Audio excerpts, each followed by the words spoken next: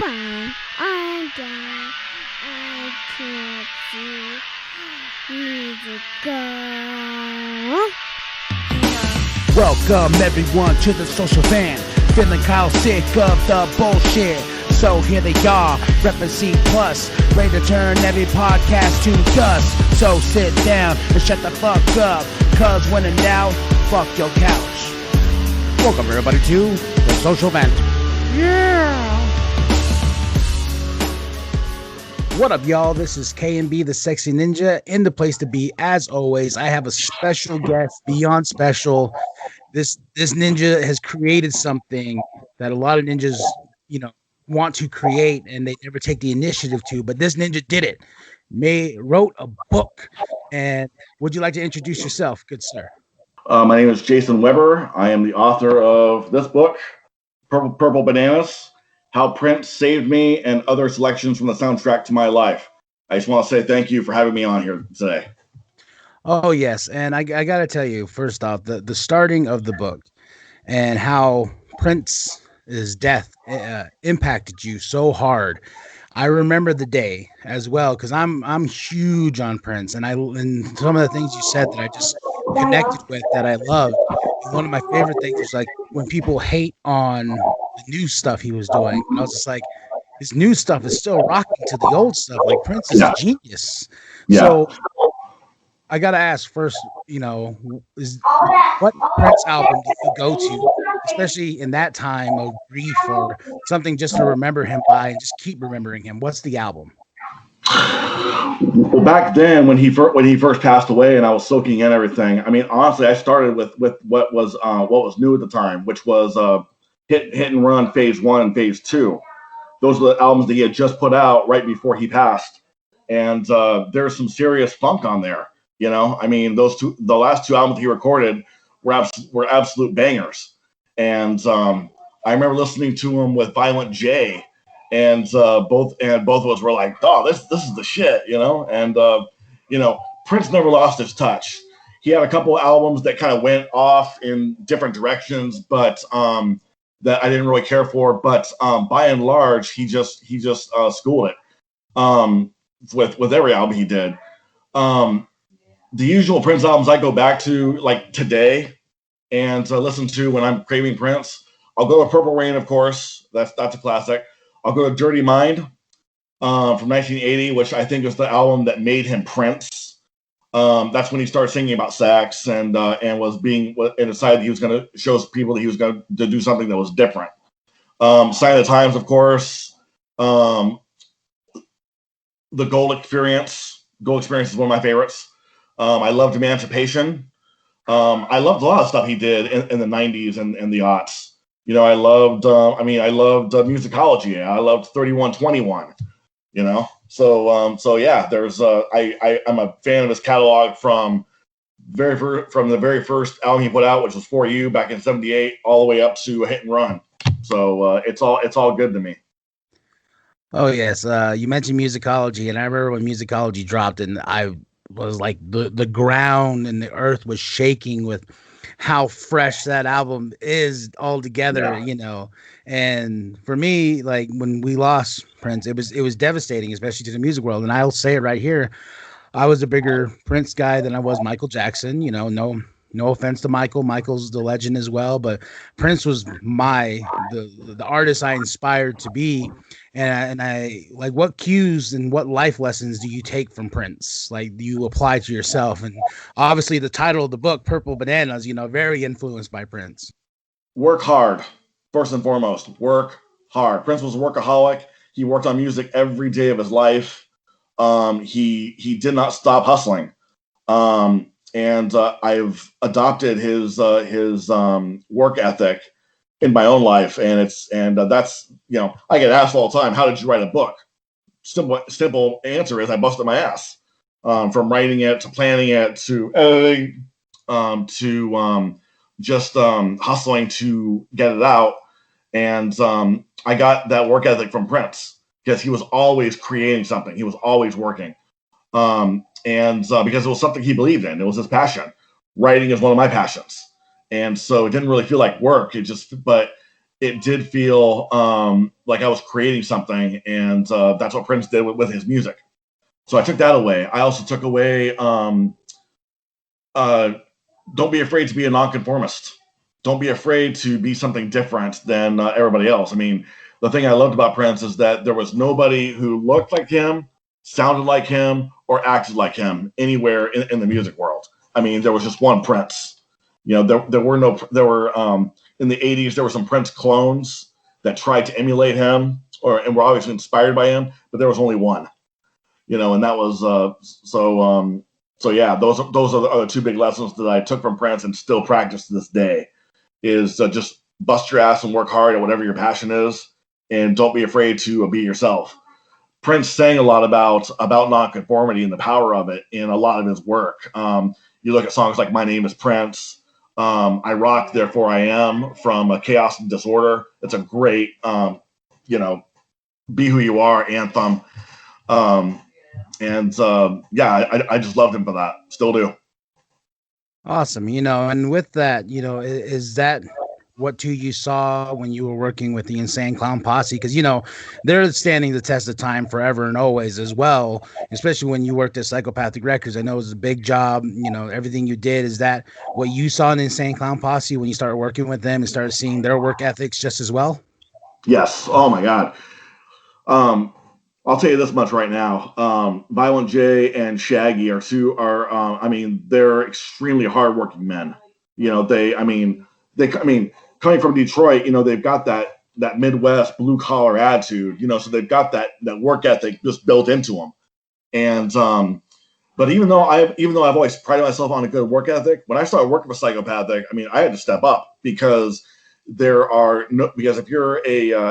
you take the easy way out, if you want to just take it easy or pass the work off to somebody else, you're going to get squashed because Psychopathic was a juggernaut, just kept on going and going and going. And if you don't hold on to it, you're going to get ground up, so it was, I definitely took a lot of inspiration from Psychopathic, and it kind of matched up with my, I already had that Prince-like work ethic, and it's a damn good thing I did, because I probably wouldn't have made it for 5 years without Psychopathic if I hadn't. So that's awesome, and what's crazy too is with your book, what drove you to be like, you know what? I'm going to write a book, because a lot of people can say things and do things, and then it just kind of wanders off into the distance. But then you're just like, you know what? I'm going to write a book. And I can tell by the way you're talking is your work ethic is very strong. Like, what brought on this project for you?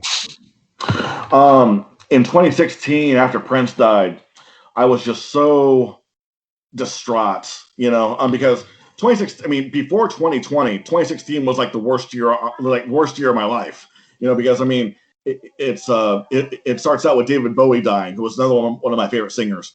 David Bowie dies, Prince dies. We had the election of Donald Trump. We had George Michael dies in December. It was just a shit year.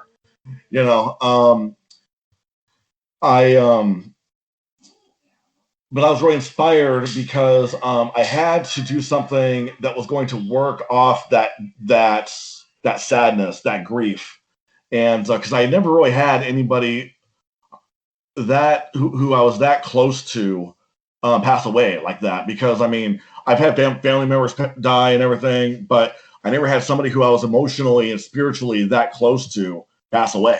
And Prince's music meant so much to me. So I basically just started writing it as a way to deal with my grief. And as I started doing that, I noticed that I kind of started to see a pattern. It's like, my entire life, Prince had been there as like my Jiminy Cricket. And I realized that in order to really write my way out of my grief, that I needed to go back, and I needed to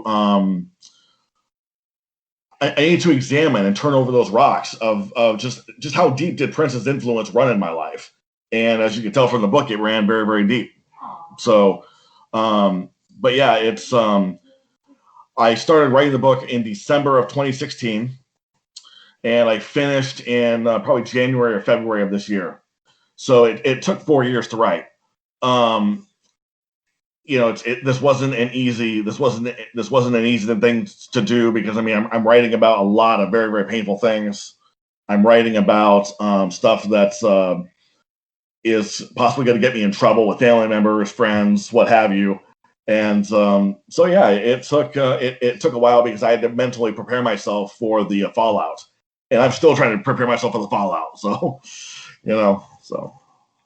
What I think too is going to benefit is, with 2020 being a shit year and everyone just staying home, is they have the option to read, Yes. And so I think definitely now was the best time to put out a book, just because these people could be like, okay, well, I got something to do. I got something to read. And I want to know, do you think there's going to be a follow-up, or are you still like, let's embrace this first, let's see how this book turns out, or are you already thinking about another one? I'm already thinking about another book. Actually, I'm actually thinking about a few books. It's technically I've been a writer since I was in high school. I started writing for my hometown newspaper when I was still in high school. I started, and in my 20s, I was the town film critic, which was kind of cool. So I've always been a writer, but until I published the book, I never really felt like one. Now I can say I'm a writer, and and that's a great feeling. It's a wonderful feeling.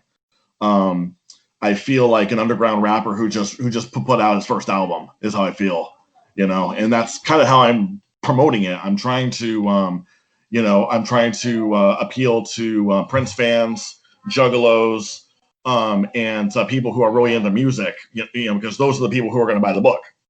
And at least at first, and so yeah, I'm hoping that's because of the pandemic and everything stuff, that people are in the mood to read a good story, and we'll see what happens. It's selling very, very well so far, so I'm really excited about it.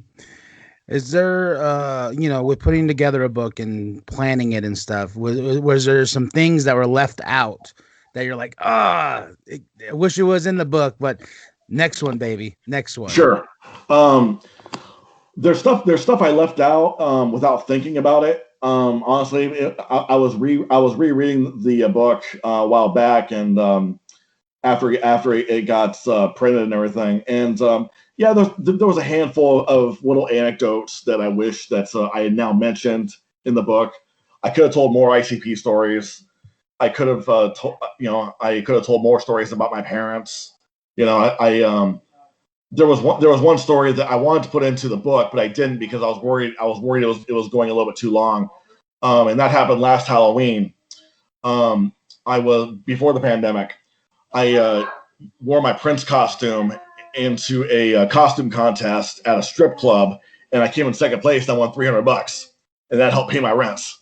So that would have been that may have been a cool story for the book, but I was, at that point, I was just like, okay, no, there's enough in there, But certainly when you're writing a book, you have to keep some stuff out. You have to chop up and edit stuff to make it cohesive and readable for people. So yeah, that happens.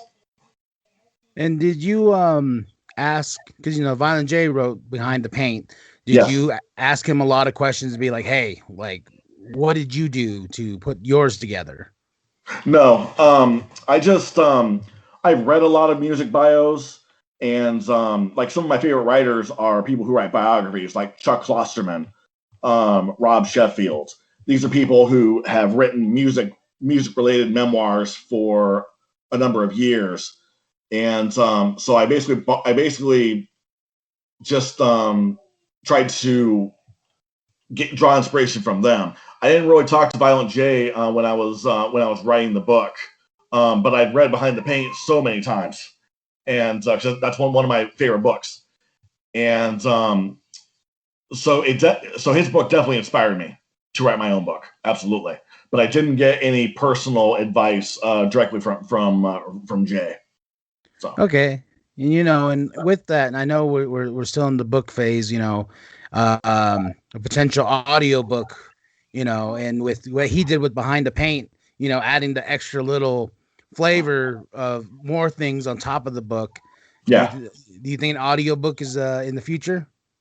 If the book sells, yeah, absolutely. I've already had two people ask me about an audiobook. Yeah, if it sells, if there's a demand there, sure, I'll rent some studio time. I'll do it. I actually was the project manager of Violent J's audiobook, actually, and that was a fun project to work on. So yeah, it takes a lot to be like, okay, well, I'm going to read this book into a mic, and with that, you have to have personality. So in that process, how much fun was it? Or times you had to stop with Jay and be like, hey, okay, wait, can you reread that again? Can you reread that again? Or how many cues and. Oh, there was a lot. There was a lot of that when he was recording it. I was mostly I wasn't really involved in the recording of his audiobook, but I was in charge of like the packaging. I was in charge of just getting it out. And I remember when we were working on that, I designed the little flash drive with the book and the little ICP thing on top that came out. That was my creation, which I'm proud of.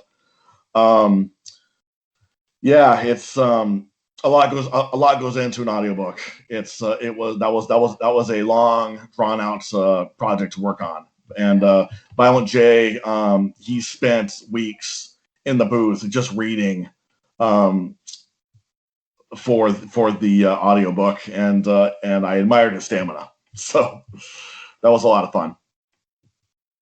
That's awesome. And I was looking at your resume. Like, you've done a lot, working with the mayor. So give us a little bit of history of, like, not the build up to Psychopathic, but what got you into the entertainment business and working in politics. Well, what was interesting was, politics is also another side of the entertainment industry, especially nowadays in the Trump administration. I was working at I was a newspaper editor in Toledo, Ohio. I was the editor of the Toledo City paper, which is kind of like the Village Voice of Northwest Ohio. I was doing that for about 4.5 years, and I was just getting kind of tired of it. I was getting kind of burned out. But at the time, the mayor of Toledo, who was this man named Carty Finkbeiner, Carty had said at a press conference that if there was any young person that was thinking about leaving Toledo because they couldn't find a job, he encouraged them to send him their resume, and that he would help them find a job. So I took him up on that, and I dropped off a resume. I dropped off some work samples and everything, and then Carty calls me up and basically offers me a job eventually, which I didn't, but I had no intention of getting into politics. I really didn't. I was looking for a job in public relations, marketing, something like that. I had no intention of going into politics. But when he offered me a job, I took it because I knew it would look fantastic on a resume, and I knew it would be a experience that I never would forget. And oh boy, I didn't. So, yeah, that was politics. Politics was a thing I only did for a couple of years, but it was fun. It was fun. I certainly saw a different side of humanity, that's for sure. So. And like you said, with entertainment, and I saw a picture that you posted on your Facebook with Emilio Estevez. And is there any other crazy celebrities that you've come across in your time where you're just like, holy crap, I just met blank, Oh, sure. Emilio Estevez, I met him when I was working down in Dayton for the mayor down there. But when I was working for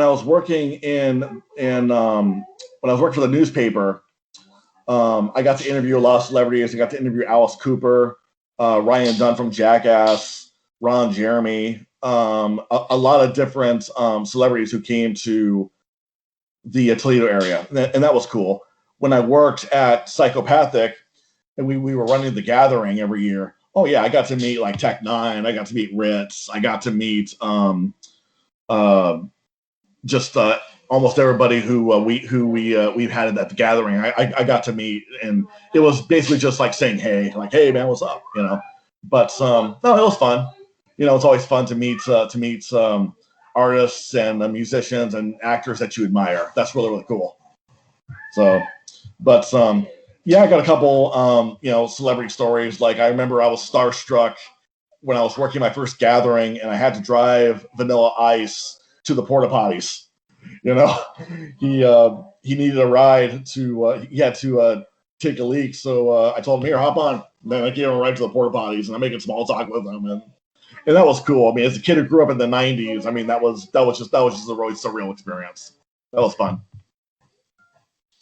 Speaking of the gathering, and you know not be having a gathering this year, is there any story that comes to mind that you think is just the craziest thing you've ever witnessed at a gathering, or situation, you know, just for people who can't go to the gathering right now, just to have some fun stories to talk about? Oh man, the gathering. All gatherings are crazy, and all gatherings have stories. They're just absolute, just bonkers. Um, when you're there at the gathering, all you're basically doing is running around putting out little fires.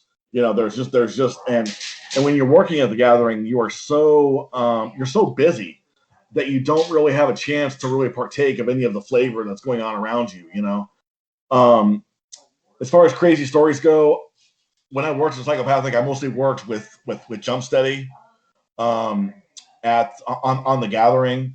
So a lot of the craziness was just all right.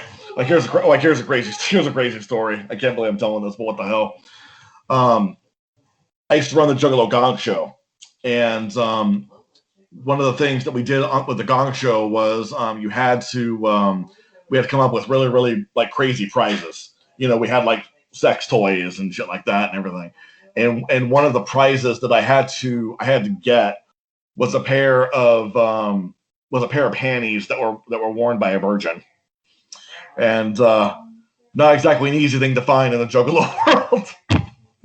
But I did find a pair of used virgin panties and by God, I made it happen. So, but I remember to call girls who I'm friends with, asking if I can, asking if they're a virgin, and asking if I can have a pair of their underwear to give out as a prize at the Gong Show, and that was an interesting assignment. So that's not in the book. That's um you know, you being around a lot of artists, you know, especially, you know, like you said, you've always been a writer. And have you ever been inspired to do music? Because, you know, music's a big part of your life. Like, was there ever Yes. a time where you're like, I want to make a rock album, hip hop album, something? I have always wanted to be a member of a band. I've always wanted to be a front man. You know, I've always wanted to be the lead singer. I mean, my life was raised. I mean, my heroes are, you know, people like Prince, Mick Jagger, David Bowie, even Elvis. I mean, I was just raised with that larger than life performer, kind of aesthetic. And so, yeah, I've always wanted to be a singer in a band. I never actually recorded anything. And I actually did try to start a band. When I was working for the newspaper, I put a little ad in the back of the paper looking for players, but nobody really responded because I was interested in doing. Most of my influences were kind of based on like '80s synth pop, like Duran Duran and stuff like that. That's kind of stuff I want to sing. I want to sing, Duran Duran, Pet Shop Boys, but also have a little bit of Marilyn Manson in there as well, to where we actually rock. And couldn't really find anybody whose major influences were Prince and the Pet Shop Boys and Duran Duran. When I worked at Psychopathic, though, I did actually cut a rap out. I did actually cut a rap song. It was a snippet of one, actually. I had played the main character of Willie Fudge in one of the Gathering infomercials, and we actually recorded a snippet of me rapping, and I actually wrote a rap song and everything for it, and it ended up on YouTube, and for about 3 days, there was some speculation that I was going to be signed psychopathic. Like there was a guy who went on there, was like, "Is J-Webb the next psychopathic the next psychopathic artist?" And I was flattered, I really was, but that's something I did as a joke, was getting talked about like that. That was just fun. So, my life still isn't over yet, so I still might form a band. So if anybody out there is really into, just making good, fun rock and roll based on, and your influences are the Pet Shop Boys and Duran Duran and Nine Inch Nails and Marilyn Manson, call me. We'll put something together. So, to say to somebody who's listening right now, who is stuck trying to make something for themselves, trying to, create something, what would you say to them just to inspire them to be like, hey, look, I did it, you can do it, but here's some tools that I can give you to push yourself forward? What I would tell anybody who is trying to create something, and they might be stuck, whether it's writer's block, whether it's musician block, or it's just simple procrastination. I would tell them that when you actually complete a project like that, whether it's an album, whether it's a book, whether it's a movie, when you actually complete a project and you see it in all of its splendor, and when you actually pick it up and hold it in your hand, it's going to be worth it. It's going to be worth having to get up early, having to stay up late. It's going to be worth all those sleepless nights. It's going to be worth all the frustration and everything that you pour into that project. It's all worth it, because when I held my own book in my hands, next to holding my daughter in my hands, that was the greatest moment of my life, and it was just great. And so yeah, I mean, I would tell anybody, do what. I mean, I still ask to this day, what would Insane Clown Posse do? I mean, you read Behind the Paint, and what's the biggest thing you take away from that? You take away their work ethic. You take away how much Jay and Shaggy busted their asses, and Billy Bill and Alex too. I mean, everybody just came together to make that a reality, and that's how you got to be. I mean, you just have to have to force yourself to kind of put your nose to the grindstone and just say, I believe in this so much that I'm willing to be uncomfortable temporarily so I can pull this off. And if you can force yourself to think in that mindset, it's so worth it. You will be happy in the end when you're holding your own project in your hand and it's done, and you can say, I did this, or me and my homies did this. Dude, it's the best. It's the best. It's the best feeling in the world. What's the future hold? Like, what's next? Like, I know you said that book, you're already thinking about several books now. Like, what's the next move? Well, I want to take this book and I want to just go as far as I can with it. It's already been selling really, really well, way on the underground, but I want to take it mainstream. I think it's good enough to be mainstream. And having self-published it, I'm responsible for whether it succeeds or fails. And as far as I'm concerned, failure is not an option. So I just want to take it and I just want to work it until it's on the top shelf at Barnes and Noble. So I'm ready to put in the work. I'm losing sleep over it. It's just another project for me. It's like, okay, I wrote the book. Now let's work the book. And that's what ICP did back in the days of Carnival of Carnage and the Ringmaster. They just worked it every day. They got up and they just worked about it. I remember at the very first, at the second gathering, the one in Toledo, Ohio, back in 2001, somebody asked Violent J at the ICP seminar, when you get out of bed, what gets you out of bed, basically. And Violent J said two things: Ned and ICP, and that's all I think about every day. Well, Ned and my projects, that's all I think about every day. So so it's so yeah, you have to find something that's going to um, that's going to obsess you. Just find something that means so much to you that you're willing to risk being uncomfortable. So while it's being made, because eventually it will get done, and you're going to feel so much better.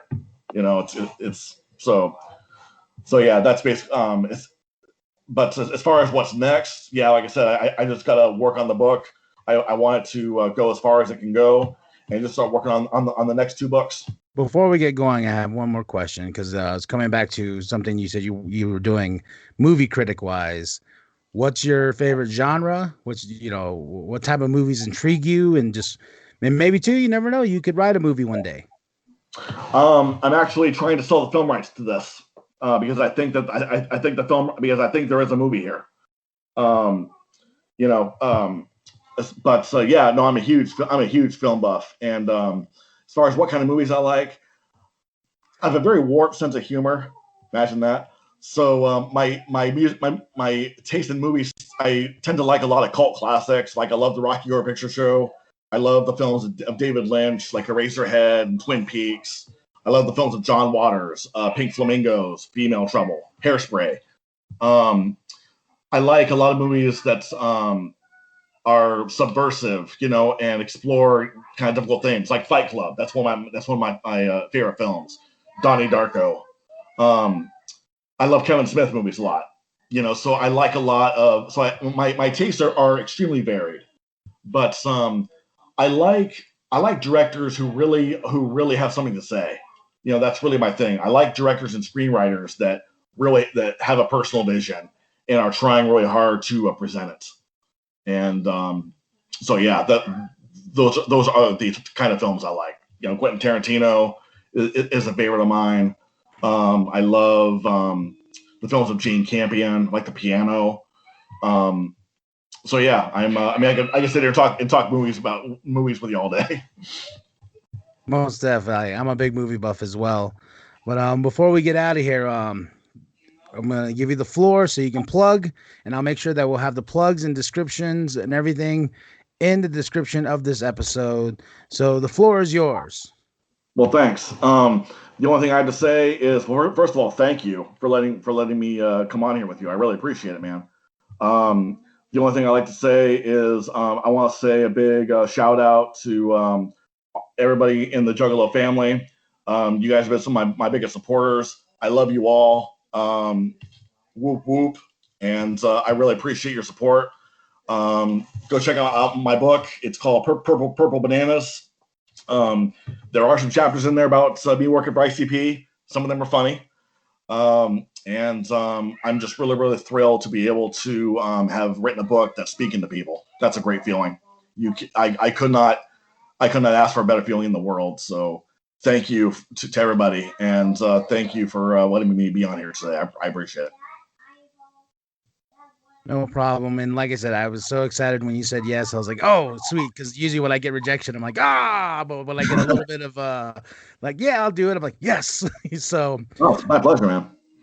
And with every guest, we have a saying around here. It's our catchphrase, if you will. When I say when in doubt, both of us will say, fuck yo couch. Okay. All right, y'all. Well, thank you so much for coming on. I appreciate it. I hope you enjoyed the episode. Like and subscribe. Share it with your grandma. Share it with your grandpa. Share the bum down at Walmart. And as always, when in doubt, fuck your couch.